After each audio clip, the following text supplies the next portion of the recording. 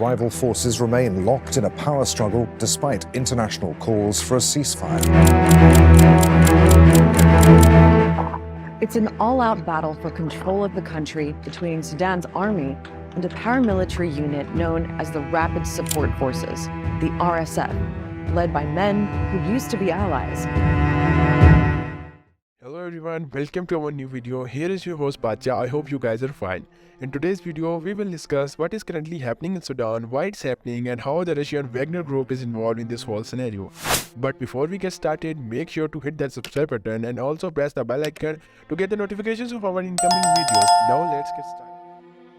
Conflict in Sudan that erupted on April 15 has killed thousands of people, driven more than 100,000 to flee across borders, and affected thousands of people within the country, where many already relied on international aid before the fight began.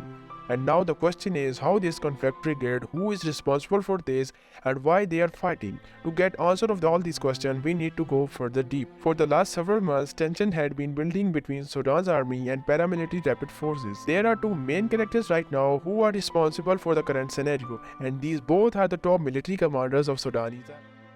On the left side, this is General Abdel Fattah al-Burhan. He is the chief commander of Sudanese armed forces. And on the right side, he is General Hamdan Dagalo, who is also the leader of RSF, means Rapid Support Forces, which is a paramilitary force in Sudan. Right now, the top military commander Burhan is also the president of Sudan, and on the other side, Dagalo is one rank lower than him, so we can call him vice president. In simple words, right now in Sudan, the top commander General Burhan and General Dagalo are fighting against each other. Now there is a question how they turned against each other and for what thing they have been fighting for. To understand all this, we need to go a little back in history. In 1980, there a civil war started in Sudan, in which black Christians and the people who were the followers of African traditional religion, they started a civil war against Sudanese government, which was fully backed by Arab Muslim and elite class who lived in the upper part of Sudan. During the civil war in 1989, when the General Omar al-Bashir became the general of Sudanese army, as soon he came into the power, he overthrew the civilian prime minister of that time, Sadiq al-Mahdi, and took the control of country in his hand. Since from 1989 to 2019, he ruled Sudan. During his time period, Southern Sudan took its independence and became the 55th country of Africa. Now question is, what happened in 2019 and how Omar lost his government? In 2019, Omar appointed General Burhan as the top commander of Sudanese army. After appointing General Burhan, Omar al-Bashir was known that the way he came into the power by overthrowing a civilian government, one day might he will thrown away in the same way. So he tried to make an alliance with General Dagalo because he thinks that if he gets favor from Dagalo's group, then it will become impossible for General Burhan to overthrow him. But unluckily, things goes opposite against his expectation. General Dagalo betrayed him and they overthrew him in 2019. After which, General Burhan became the top leader and president of Sudan, and General Dagalo also ranked up and became the vice president of the country. After getting the control of country in August 2019, General Burhan formed a new federal government with an alliance with some political parties. After the creation of new government, General Burhan visited many countries like US, UAE and Saudi Arabia to improve their relations with them. But in October 2021, this all come to an end when General Burhan and his partner coup the civilian government and arrested many politicians. So after the coup of 2021, General Burhan and Dagalo both ruled over the country. Sudan has been taking halting steps towards democracy since 2019, when public protests led to the overthrow of longtime dictator Omar al-Bashir. But the same man who helped make way for civilian government 2 years ago is the man that led the coup this morning. Now the question is how they turned against each other and why they are fighting now. Come, let's find it. After the 2021 coup, General Burhan started reappointing those politicians and members who previously worked with Omar al-Bashir. So when General Dagalo knew about all this, he became worried because in the past he overthrew their government by helping Burhan. But now Burhan is again making allies with them, which is dangerous for him. So he decided to take some steps to save himself. In the last 2 years, he presented himself a public figure. He also financially strong himself by making a large business empire, which is based on gold mining, transport business and car rental.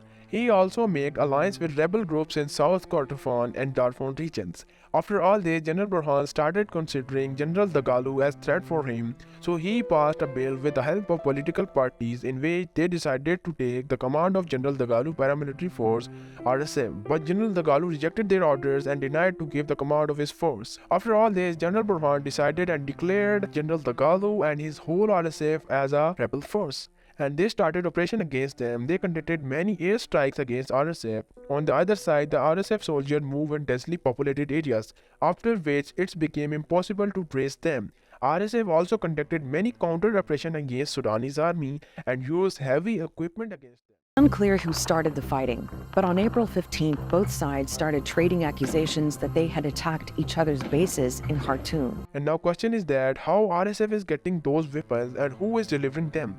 The global powers are closely monitoring this issue before and after conflict started. Before the conflict started, if we put an eye on the activities of General Dagalo, he visited Russia many times in the past. From a long time, Russia wanted a naval base on the coastline of Sudan on the Red Sea to get the access to Indian Ocean. General Dagalo was also in favor to allow Russia to build a naval base in Sudan. On the other hand, the day before Russia launched its full-scale invasion of Ukraine in 2022, Dagalo headed a Sudanese delegation in Moscow to advance relations between two countries. These all were possible, as we all know that Sudan's neighboring country Libya is also controlled by Russian-backed General Haftar, and Russian Wagner group is already operating there. 2 days before the conflict started in Sudan, there was a major movement recording on Libyan Khartoum Air Base. A Russian war transport plane flew from Khartoum Air Base to Syria coastal city Latakia, where the major Russian air base is located. According to the reports released by Western media, that aircraft flew on April 13 from Latakia Air Base to Khartoum Air Base, but with a large number of surface-to-air missiles, which were sent by Russia for General Dagalo and his force. After arriving at Khartoum Air Base, the aircraft again flew to another Libyan air base, Al Jufra. Reports said that aircraft unloaded the weapons at Al Jufra Air Base, and from there they hand over those weapons to RSF soldiers. Russia is not helping Dagalo for the free, they are getting a lot of gold in the return, according to the reports. Burhan and the Sudanese army have also previously received Russian support before the fighting began. Burhan and Dagalo were allies. Both leaders have also previously received support from UAE and Saudi Arabia. Both Middle Eastern powers have also called for peace in Sudan. However, foreign players have already getting involved in conflict, according to Sudanese and regional diplomatic sources. Egypt had a long relationship with Burhan and has privately supported him in the power struggle. On the first day of the conflict, RSF captured a group of Egyptian soldiers at military airport in northern Sudan, and later they released them. Sudan recently came out from a civil war that badly damaged the country, and millions of people also died in that war. The people of Sudan are not in the condition to face another war, so international powers need to play a role of mediator between both parties, which will save millions of lives, and especially Western power need to play a role in this conflict, because if Russian-backed general will come into the power, then he will provide the naval base to Russia on the Red Sea, and then Russia will going to be a nightmare for West. So they need to play a role in Sudan. I hope you guys get the answer of all of your questions about Sudan conflict. That's all in this video. But before leaving the video, make sure to subscribe our YouTube channel and also press the bell icon to get the notifications of our incoming videos. See you guys in next video. Until then, goodbye.